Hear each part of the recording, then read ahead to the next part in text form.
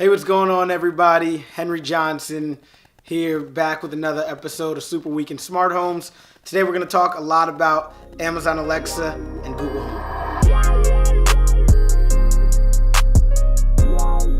All right, guys. So to kick this all off, I'm going to start with probably the most interesting highlight of the week that I heard, and it goes into the Amazon Alexa Google Home realm, which is leading the way in terms of consistently making updates in regards to what they're doing around controlling the home through your voice or through the internet, better said.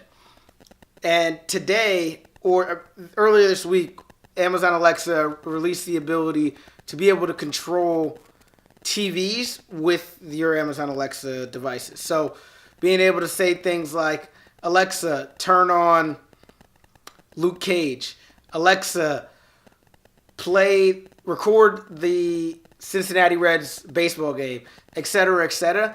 And Alexa being able to internalize that, understand that Luke Cage is on Netflix, being able to internalize, okay, the Cincinnati Reds game is on this channel at this time, and I'm going to record it through TiVo, through DirecTV, etc. Right now, a lot of these plans are in fruition, right? They have been announced as there's an API available, and now it's said that DirecTV, TiVo, Verizon, Dish, and Vizio TVs are working on building these capabilities through that API, but they're not available yet. So that is to come, but very exciting in the capabilities that it's going to allow, because Alexa brings a lot.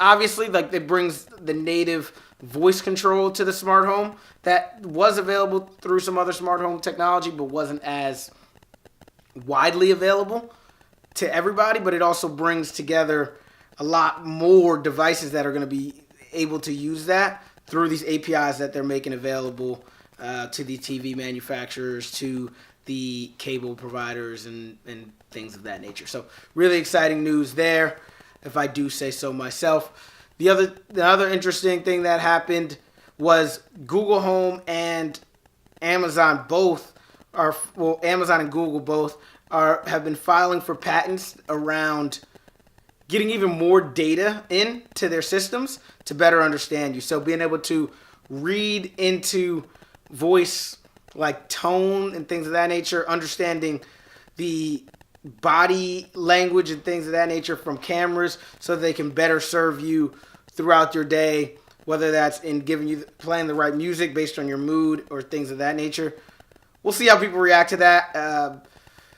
Some of the articles I'm reading about, people are mentioning, like, the whole Cambridge Analytica thing with Facebook. Are people going to be open to the privacy, not breaches, but extensions that these companies are making? We'll see. I personally think people will be. People are paying for convenience with privacy, and so far I haven't seen, at least my generation, start to say, I don't want that, right? The people who said they're deleting Facebook, but they went to Instagram. Same thing. So we'll see.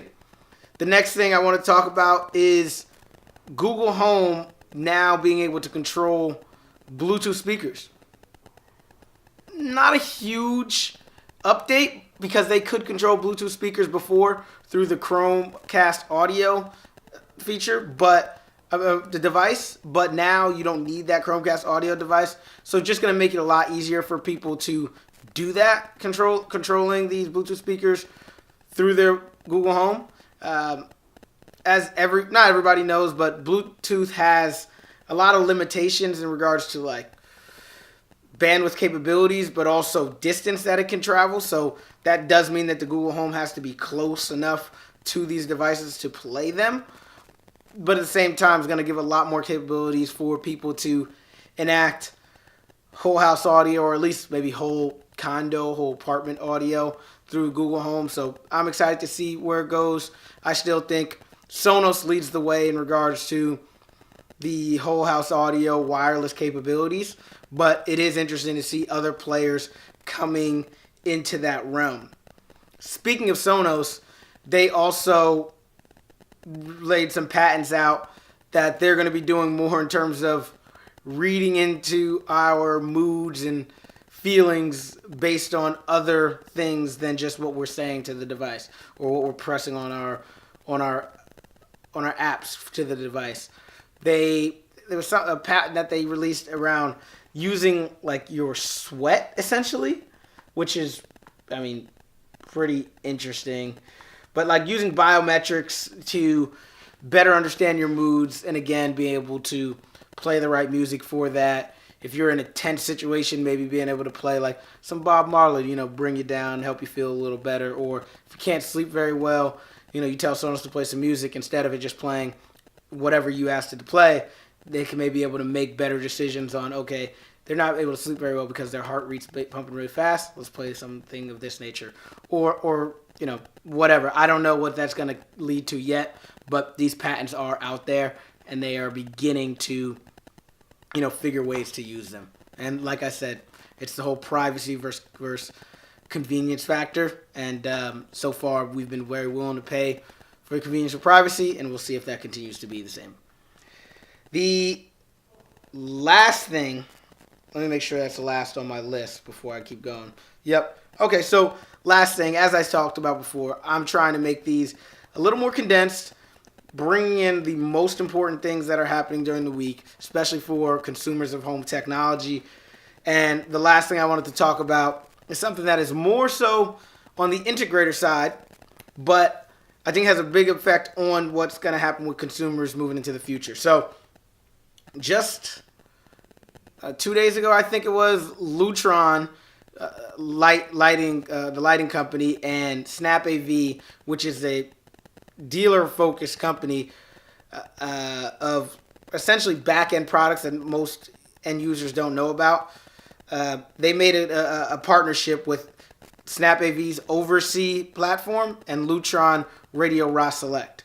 So just let me explain both of those a little bit. So the Radio Raw Select is Lutron's like second tier smart lighting system. It goes up to 100 switches, which in most scenarios is plenty or enough, better said. And then the Oversee platform is Snap AV's remote management platform for integrators like myself. Why I think this is super important is I think a lot of the benefit of an integrator is obviously the installation, obviously things like I'm doing right now and being able to educate clients on what's out there, but also being able to help support and manage those devices after the installation and making sure that your home technology is always working for you. And Oversee is a platform that we use here internally to enable us to look at clients' devices, make sure everything's up and running, and if not, be able to remote in, restart, or reprogram things that need to be redone. So Lutron, we were able to do that with like the higher end products like the Lutron Radio Raw normal, like the normal Radio Raw, and the HomeWorks platforms, but the lower end platforms like the Cassetta and the Radio Raw Select, we still have to go on site in order to do anything with them.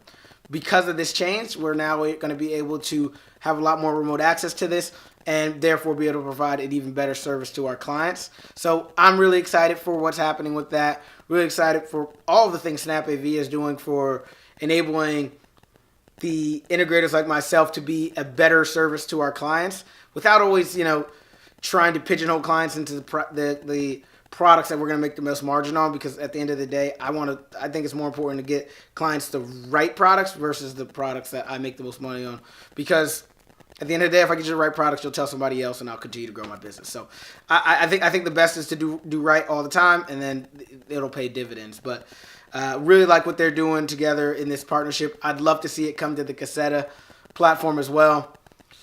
We'll see if it does. I personally doubt it, because I just don't.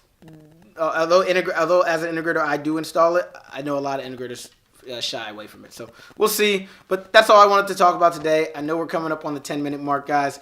But as always, comment below or go to our website, digihm.com, and you can reach me right there. There's a little box with my face, and we can chat.